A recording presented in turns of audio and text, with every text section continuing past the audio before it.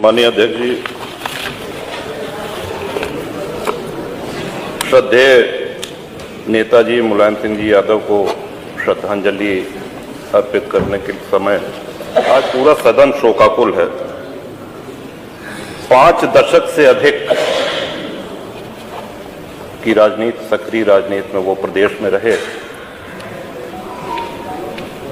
और मैं ये मानता हूं कि इस समय सदन में जितने भी माननीय सदस्य बैठे हुए हैं उनमें से अधिकांश के पास अनेक ऐसे संस्मरण होंगे, बहुत सी मधुर स्मृतियां होंगी और उन स्मृतियों में वो सदस्य इस समय खोए हुए होंगे, अपने प्रिय नेता को याद कर रहे होंगे।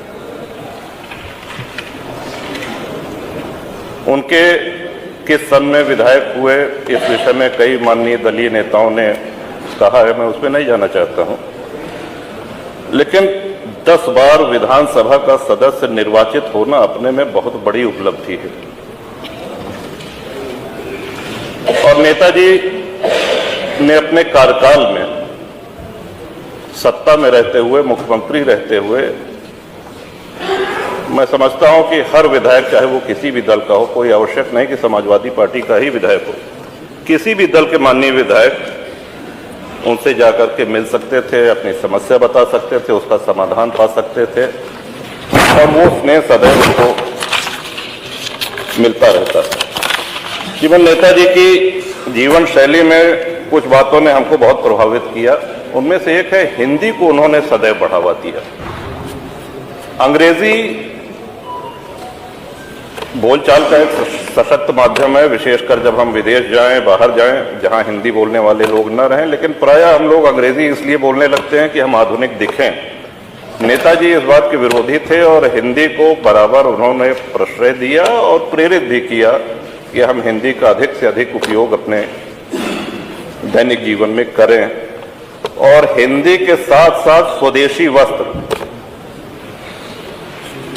श्रीमान नेताजी के चले जाने के बाद आज उत्तर प्रदेश की राजनीति में बहुत से कम राजनेता ऐसे हैं जो नियमित रूप से धोती कुर्ता पहनते हैं। स्वदेशी वस्त्र को उन्होंने हमेशा प्रश्रय दिया। आज हम सभी लोग भावभीनी श्रद्धांजलि अर्पित कर रहे हैं। वो लौट के हमारे बीच में कभी नहीं आएंगे, लेकिन उनकी स्मृतियां, उनके आदर्श हम सभी लोगों को साहस और प्रेरणा देते रहेंगे। और नेताजी की बोली में, भाषा में सदैव स्पष्टवादिता रही है। साहसी व्यक्तित्व रहा है। विरोधी विचारधारा के होने के बावजूद,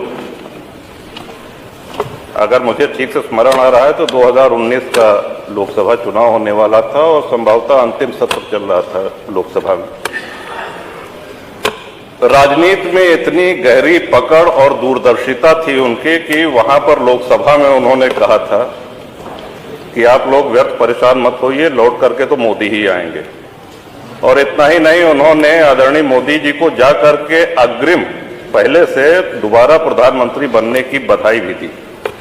तो इतनी गहरी राजनीतिक पकड़ और ऐसा सोच उनका, ये हम सब लोगों को प्रेरणा देती हैं। अपने वरिष्ठ जनों से, अपने जिनका इतना लंबा राजनीतिक अनुभव है, हम लोगों को सीखने के लिए बहुत कुछ मिलता है। और मैं तो ये कहूँगा कि इस उनके एक तरह से श्रद्धांजलि जो हम लोग व्यक्त कर रहे हैं, बहुत से वरिष्ठ पत्रकार हैं, बहुत से वरिष्ठ अधिकारी हैं, उन सब की भी अपनी स्मृतियां हैं। इस विधानसभा के कर्मचारी, यहाँ के अधिकारी, उन सब की लंबी स्मृतियां हैं और उनके शोकाकुल परिवार को हमारी ओर से, हमारे दल की ओर से संवेदनाएं, श्रद्धा पहुंचाने की कृपा करें। मैं नेता सदन और सभी दलीय नेताओं के भावनाओं से अपने आप को संबद्ध करता हूं। बहुत बहुत धन्यवाद।